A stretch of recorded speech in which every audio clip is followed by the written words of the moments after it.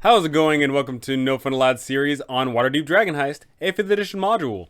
In today's video, we'll be taking a look at the chilly winter season, chasing after that coveted stone. Of course, there is going to be a ton of spoilers, so players don't watch this, but DMs that want that added insight, go ahead and stick around because we have a lot to cover. And here it is, the encounter chain for the winter season. As a friendly reminder, the winter season in Waterdeep is pretty substantial. Not only does everyone have disadvantage on perception checks that rely on sight and hearing, but visibility is reduced down to 60 feet through the blustering cold and the darkness. So you should make the city feel more claustrophobic in a sense. You should make the darkness more present and the lack of hearing and seeing a lot more common.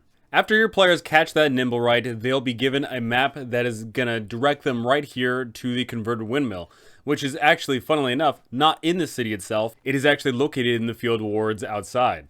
Your players show up here and they'll discover that this place is actually a butchery. However, there is a Sweeney Todd portion of this adventure, as your players may discover that this butchery, not only is it made for butchering animals, but also people. Here your players will interact with the one Thrakis the Butcher, who is a red dragonborn who is working for not only the Butcher's Guild, but also working for the Zentarum. Thrakis was given the Stone of Galore, but handed it off to someone else. In order for your players to get this information, they're either going to have to beat up Thrakis, or they're going to have to charm him. Just trying to talk to the guy, he's probably not going to buckle unless he is rewarded substantially with something that your players may not be willing to deliver. But if your players do beat him up, then the squatters that are located around here could squeal and say, hey, this guy is crazy, thanks for beating him up. We just saw that he delivered something to someone else. If your players charm him, then of course he'll just divulge all that information. What I really like about this situation is your players are rewarded for interacting more with the environment and interacting with the peoples. Your players could just show up here, beat this guy up, and that's the end of the story. They may not actually discover that Thrakis is actually butchering people and even selling the meat. So your players may just think to themselves, oh, this is just a bad dude or whatever. But your players may start searching around a bit. Maybe they get some of the commoners on their side to beat this guy up. Maybe they try to involve the guard. But once again, if they involve the guard in this whole chase for the Stone of Galore, then the law gets involved and the law may impede their chances of getting that stone. Once your players have gotten the information to go to Cuddle's Meat Pies in an alley located in the trades wards, your players will set off and hopefully find a glimpse of the Stone of Galore. Once your players start making their way through the alley, they are going to get ambushed by a squad of bloodthirsty bugbears.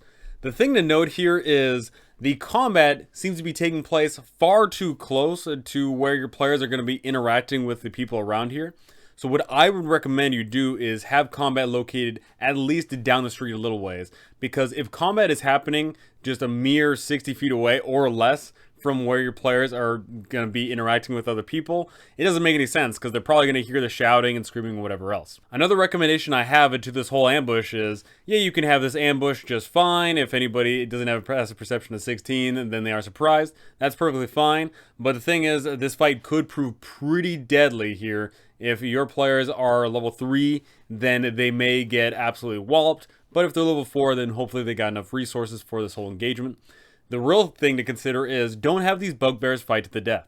What I would recommend is once the bugbears themselves are at 50% HP, or if half of the bugbears get killed, then they run away. And the reason for that is if the bugbears run away from the engagement, you can use them later on for a fun scene. And also, of course, if they do not fight to the death, then your players don't get any more resources drained. Once your players go to Cuddle's Meat Pies, they'll meet with Sora, and Sora will say, oh, hey, thank you for whatever you're doing. If your players actually tell her that, oh, yeah, you've been getting some human meat, then she's going to be sick to her stomach and she's not going to sell any meat. She is going to tell the party, hey, I've noticed that there's been some weird sketchy stuff going on right next door. Would you be willing to check it out? Once your players finally go to investigate, that is when they're going to see a fun scene. They're going to see the interaction between the Zentarum here and a swashbuckler named Vivette getting the Stone of Galore, and she's going to start running off. Your players can get involved in this engagement by fighting these Zentarum agents, and once your players start witnessing the scene of the Stone of Galore being handed over, you can have the bugbears that survived return to this engagement and make it an absolute clown fiesta. And the clown fiesta is going to be a fun time. Your players can get involved in the scrap, and then they're going to see Vivette, who has the Stone of Galore, start running away, and that is going to prompt your players into a chase. Another fun aspect of this location here is the fact that Ott Steeltoes, a member of the Xanathar Guild, is actually located in here. During this engagement, Ott Steeltoes may be able to run away, and if for some reason your players decide to abandon the Stone of Galore, then your players may in fact decide to follow Ott, and following Ott is going to lead them down to the sewers, and eventually to the Xanathar Guild hideout. Here's the thing. It states here that any character that makes a DC 14 perception check can hear the mocking laughter. Never hide anything behind a DC. This is incredibly important to the adventure that your players get this Stone of Galore. Because if your players do not get the Stone of Galore right here, they have nothing to work on. In fact, at this point in the adventure, it's very likely that your players don't even know the whole Manshoon aspect of the Zhentarim. Your players may know, of course, the Doom Divers. Your players may have some fun rapport with them, but they don't know about the other side. So make sure your players are able to witness Vivette running away with a stone and have a fun chase in tow. As with all these rooftop chases, make sure that it's a fun time for everyone involved. Have there be fun encounters, have there be fun complications in the chase, and make sure that you really emphasize the fact that it is cold and blustery. Your players can't see too much, they can't hear too much, and it is dark and cold and miserable. Make sure that is a very present thing. Once you feel like the chase needs to end, then your players are going to witness Vivette make her way into the theater. Chasing Vivette into the theater, your players will find that this place is haunted, but not a malicious haunting. In fact, the proprietor of this location, a one Malcolm Brizzlebright, actually still resides here, but the ghost is kind. In fact, there's a nice little blurb that you can have the ghost say. Your players do need to pay in order to get into the theater. So if they do not pay, then they may have some trouble with the law or with this ghost. But if they just hand over a single silver each, it's not that big of a deal. Your players may attempt to ask the ghost, hey, did you just see someone go in there? And then Malcolm will say, yeah, went in there. I didn't catch the person's face because, as a friendly reminder, it is winter. Everyone would be bundled up. Not many people would have exposed skin. So it makes sense that no one would recognize anybody's face. So your players can follow through, and there they'll see that the theater is currently having an active play going on. This play, for those of you that are veterans of 5e modules, may discover that the plot of this play is a little bit on the nose compared to one of the adventures. Although, I'll leave that up to your own mystery. Your players will see that there is a whole bunch of people in the audience. There's a lot of people, so there's so many different ways your players could approach this thing. Your players could be obnoxious and just yell out, hey, which one of you has the stone, da da da. Your players may go to each individual person and try and suss out who it is. There's just so many ways your players are going to approach this. Play it by ear. If your players are cautious, then you can allow the scene to play out nice and peaceful like, but if your players start causing a ruckus, then a ruckus is going to ensue. Once you feel like you want the story to continue on, Vivette is going to rise up and run out of there.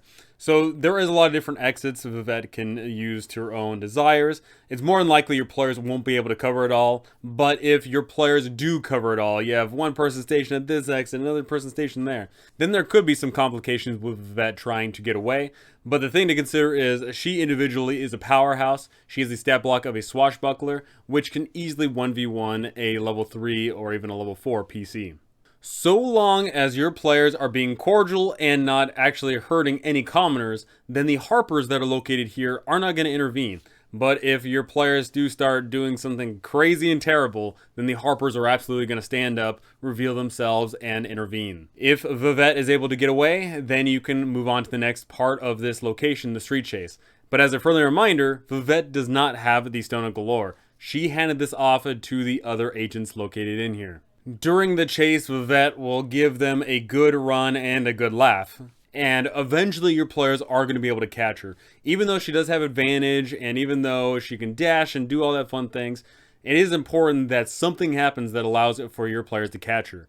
Because once your players are able to catch her, then she will eventually divulge that she does not have the stone. In fact, your players will be able to discover, of course, that she doesn't have the stone on her person. Hopefully your players are deductive enough to say, okay, let's go back to the theater, maybe she dropped it off. But if no one has that inclination at all whatsoever, you need to have someone inform them. Whether that be the Harper agents catch up to them and say, hey, we just saw something. Or if it's a friendly NPC that's been with them the whole time, suggest it. Whatever the case may be, your players need to go back, and that is what is going to lead them to the Mistshore. The Harpers are going to tell the players, hey, we saw these people make this exchange. We didn't want to intervene because we didn't have all the full details, but make sure that you follow that coach. That coach is heading to Mistshore.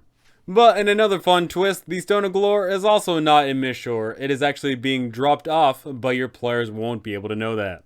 Once your players arrive to Mistshore, they'll actually be able to find the coach that Agorn used. Agorn actually paid the coach to wait there for a little bit while he finishes up business here.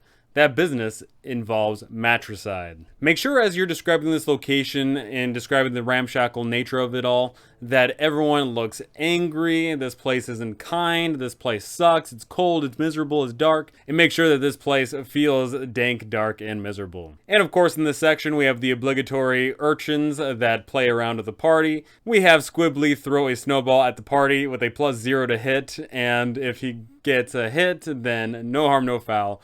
But of course, just obligatory urchins, because of course. But the good thing is that the urchins are always kind to the strangers, whereas everyone else is not. The urchins will say, oh, Agorn, yeah, we know he lives over there, or he used to live over there anyway. Whichever building you choose, your players make their way inside, and in there they'll see their prey is actually trying to smother his own mother. Hopefully your players intervene, either tackling the guy or doing something, hopefully not killing him. Make sure that he doesn't get killed, in fact. Just say if your players attack him, then he surrenders or does whatever. As your players leave the building, whether they have Agorn in their hand or not, that is when a whole bunch of Zhentarim thugs are going to jump the party. A whole 9. Here's something to note. 9 Zhentarim thugs is actually in a tremendously tough combat. They're all attacking at advantage. They get multi-attack. It's just a nightmare. So to facilitate that, I would say have some people jump in the fray, have the spies join in on the fight, potentially have those bandits in that ship. Maybe your players could bribe them to help fight. Maybe if it gets hairy enough, even Grinda can get involved in the whole affair. That could be a fun time. To make the combat even more dynamic is the fact that one of the urchins, Jenks, is actually drowning. And hopefully your players are able to rush to his side and save him. Armed with the information about where to go, whether they get it from Agorn himself or from the coach driver, wherever they get it from, your players will then be prompted to go to the castle ward and go to the old tower. At the old tower, your players will be able to hear something coming from upstairs. And upstairs, they will discover that there is a creepy cult thing going on, as Amath Sursent, who is in possession of the Stone of Galore, has a whole bunch of followers at her beck and call, and they are worshipping Bane, a evil god, and they are transforming people to be subservient. Pretty gnarly stuff. If your players charge in, they can get into a fun little scrap with all these acolytes and Amath herself, and once they do, they can finally claim the Stone of Galore. But here's the issue. If your players did not explore around, if they did not go into the basement, then unfortunately a simulacrum of Manchun is going to appear. And that's really bad because Manchun simulacrum is a pretty tough challenge. In fact, I'm going to tell you, for a level 3 or level 4 party, a Manchun simulacrum is unbeatable. This guy's got way too much HP, his spell slots are insane. I, quite frankly, would not recommend having your players stay in a fight with a Manchun simulacrum. If they have anybody to have any outside influence at all whatsoever, I would clearly describe to the characters and say, hey, you cannot stay in this fight. We have to run right now because your players aren't going to be able to deal with this thing. The high level spells are just going to knock them out. Lightning bolts are going to easily just down people in a single turn. It's not a good time. So have there be a fun dynamic encounter where your players go in, beat up the acolytes and the matron herself. They get the Stone of Galore and then they get the heck out of there. What is really cool about this is your players, if they did explore around, they could go down to the basement and actually deal with the teleportation circle should they choose. I don't imagine a lot of people are going to think to themselves that they need to damage a teleportation circle here. But there is, there's the possibility of your players considering it, right? After your players abscond with the Stone of Galore, then they can finally attune to it And the Stone of Galore will reveal that the Vault of Dragons is located right there in the Mausoleum. The Stone of Galore is going to lead your players to the City of the Dead, and specifically to the Brandath family mausoleum.